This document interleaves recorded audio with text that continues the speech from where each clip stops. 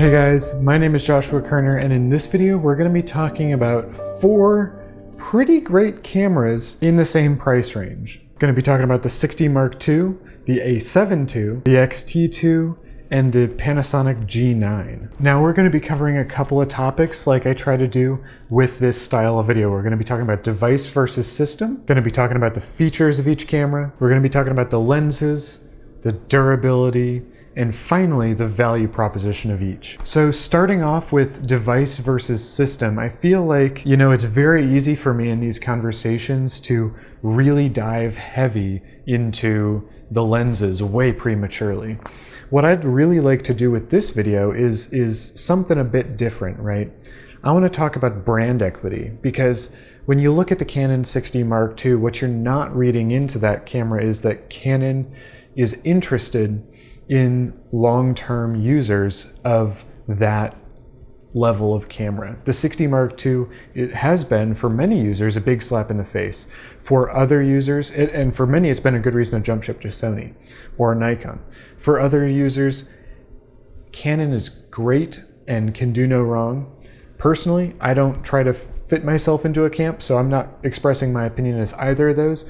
But when you think about a system, right, the 60 Mark II may objectively on paper be inadequate by comparison to a lot of other modern cameras. However, when we think about the system, when we think not just of what the 60 Mark II is, when we think of what all of the Canon lenses mean, when we think about how affordable those are, when we think about how Canon is great at delivering a product to a consumer, a prosumer, and a professional that can really check most of the boxes in terms of workflow efficiencies and being able to output very high quality products consistently as images and video, then that's when we're going to see what system means versus device. With the A7 II, we see that if you want to get the A7 II, you're probably going to be interested in getting the A7 II because you're interested in Sony's trajectory in the mirrorless space. It's already been discussed ad nauseum, size and weight differences, mirrorless DSLR, and I think you still can get a lot of those size and weight benefits, so perhaps that would be a great selling point. But if you're saying, you know what, in 3 to 5 years, I'm going to want the A7 Mark IV, or the A7R Mark IV, or the A7S III, which has still yet to be announced as of the recording of this video, which it's been too long, Sony. Those all would be great reasons to get into the A7 II. The lenses that they make are great. Getting into the third-party lenses as well, typically those have been fantastic because of the way that mirrorless focuses versus DSLR. You're going to nail focus. When you nail focus, it's going to be a lot sharper than on a DSLR because the lenses can't come in and out of focus quite as easily. When you think about the X-T2, the professional grade support for an APS-C lens mount is a huge deal, right? So between Kaizen firmware updates, which give you practically a new camera every couple of months, not couple, it's every 6 to 8 or 12, that's a big deal. When you look at the amount of customer service and support that Fuji really tries to implement really effectively, that's going to be a great example of the system versus the device, and the way that they've wrapped up a lot of their image processing by being able to use the camera and really dive into those film simulations that they're really famous for. I think that's a really great point there in their favor as well. And finally, with the G9. Now, I'm not big into Micro Four Thirds cameras personally. I don't think that I'm going to want to shoot on one regularly, but I still so much appreciate what they represent for so many users. And with Panasonic in particular, Olympus, I love so many of the cameras that they put out. I just don't like the frame size.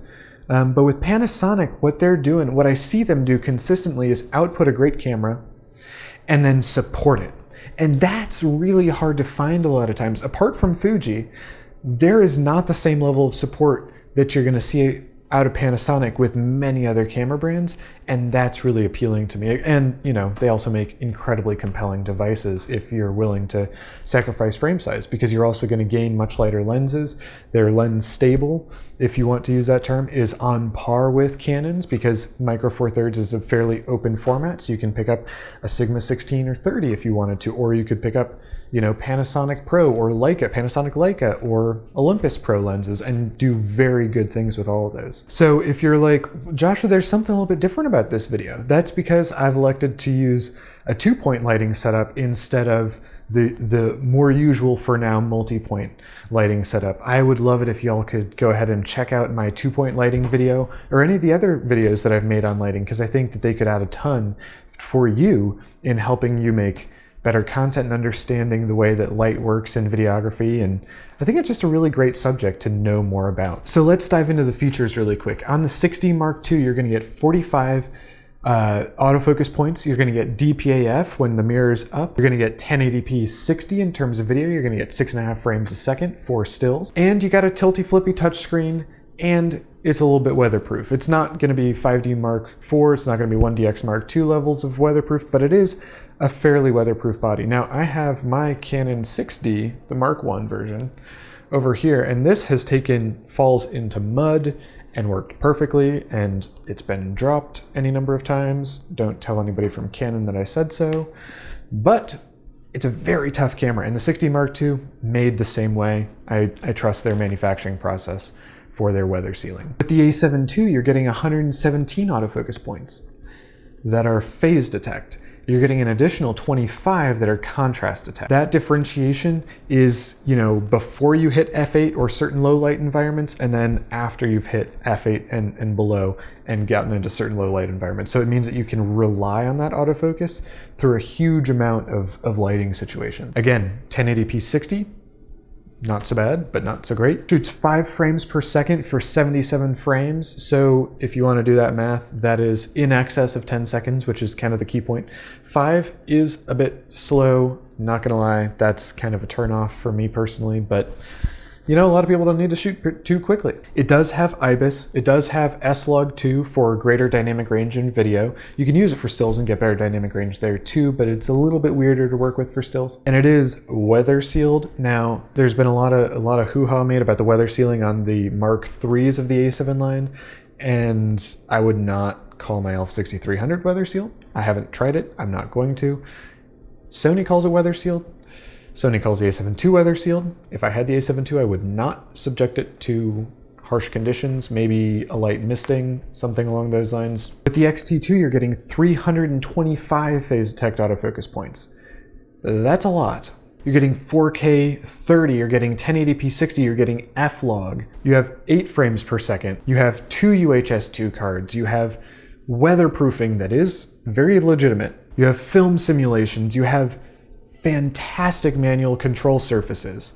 I'm particularly biased towards Fuji because I think they make fantastic images and cameras both. Now, the key thing with their 325 phase detect autofocus points, while we see a lot of hoo-ha made about Sony and their autofocus systems, what you got to remember is that Olympus was, I believe, first into phase detect autofocus, and very quickly after that was Fuji, or vice versa. So both Fuji and Olympus, but in this case, Fuji has a huge amount of history, and their pedigree with phase detect autofocus is very good. With the Panasonic G9, you're getting 225 contrast detect autofocus points and Panasonic's depth from defocus, or DFD, autofocus system. This is a lot like Canon's DPAF, but it's contrast detect as opposed to phase detect. So there are going to be a few jitters, but what most users say is that they can really rely on it. You get 4K 60, you get 1080p 60, so why shoot 1080 anymore?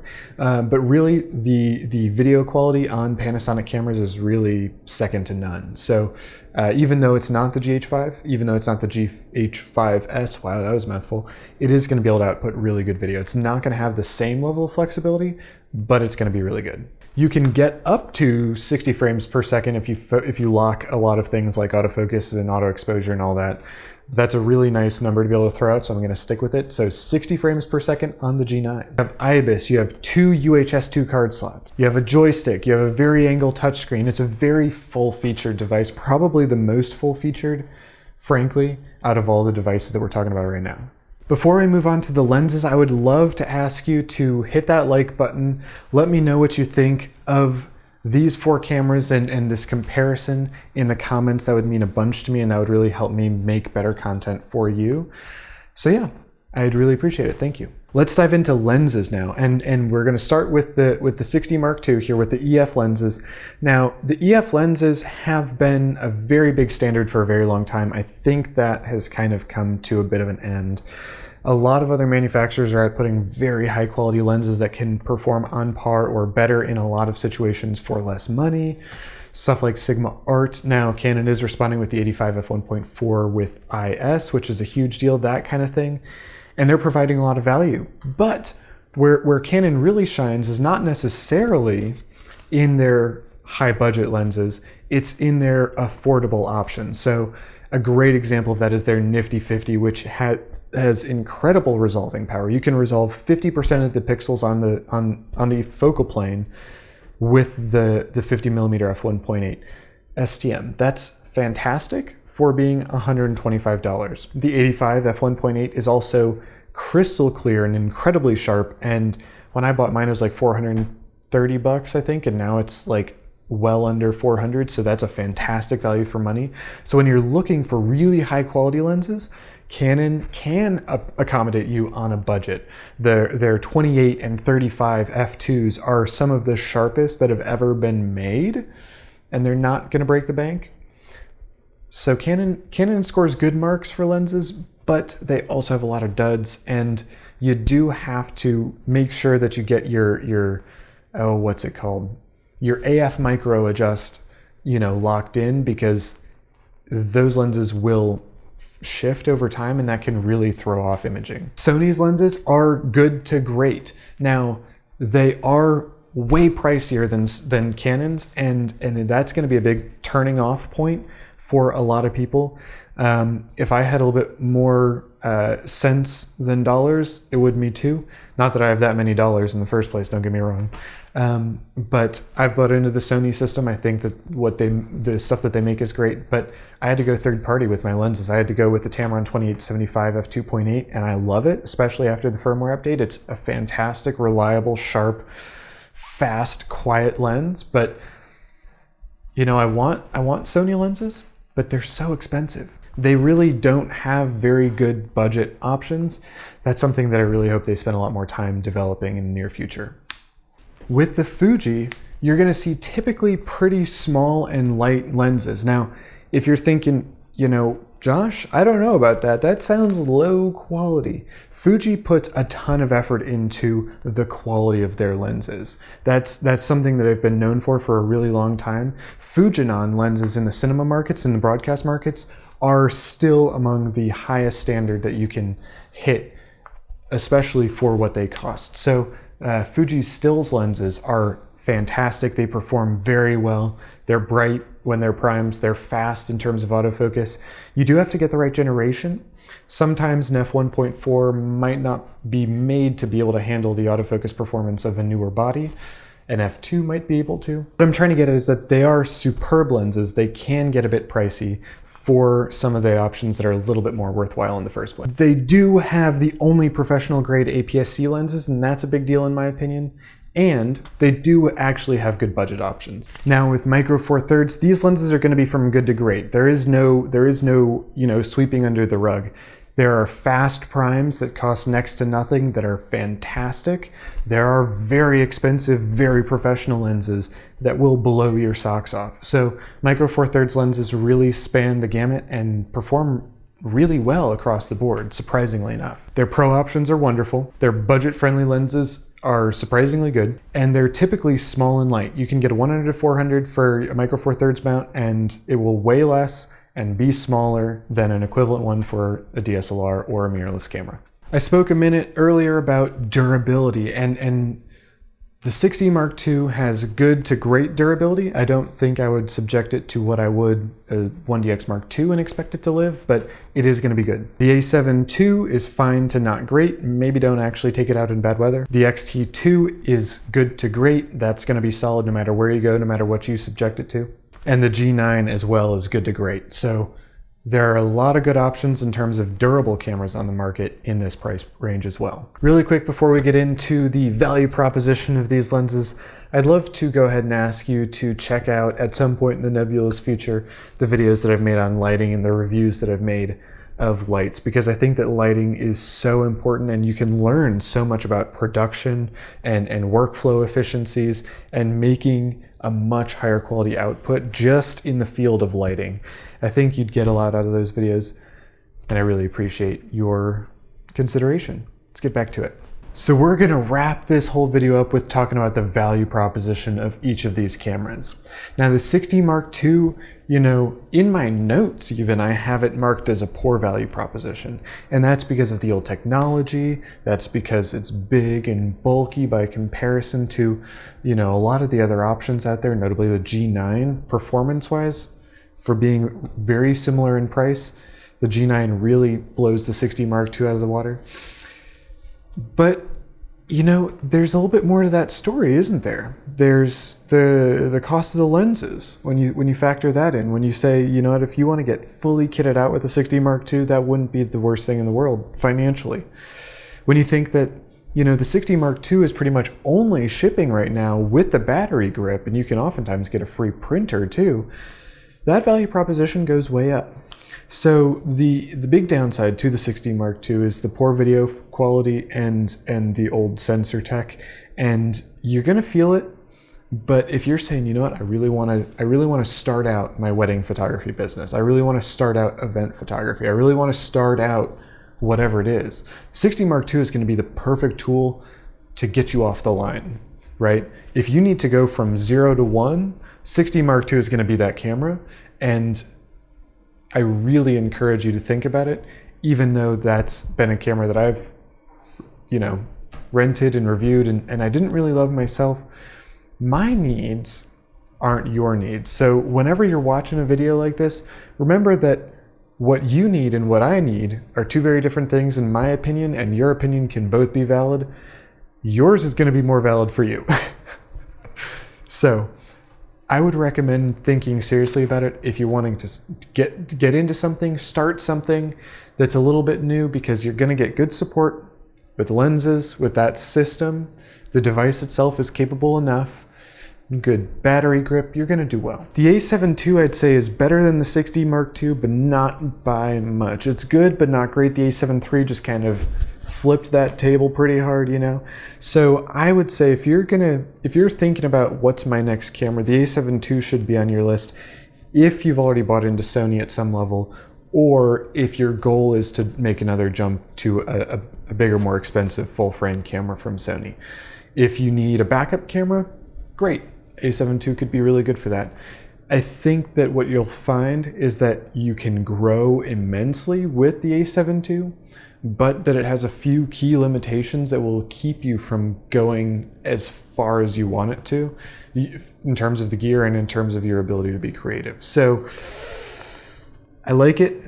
I like it a little bit better than the 60 Mark II, but I don't necessarily think that that's the best value proposition out of these four cameras. The value proposition of the X-T2 is fantastic to me. The Kaizen firmware updates, the manual control surfaces. I love manual controls. The size, just the overall specs, and just, it's fantastic. The X-T2, it's just fantastic. The X-T2 is a camera that I have been really wanting for a long time. The problem is, I've had Canons and Sonys, and so it doesn't make any sense for me to spend another ever how much money as it happens to be at the moment on, you know, a third camera system.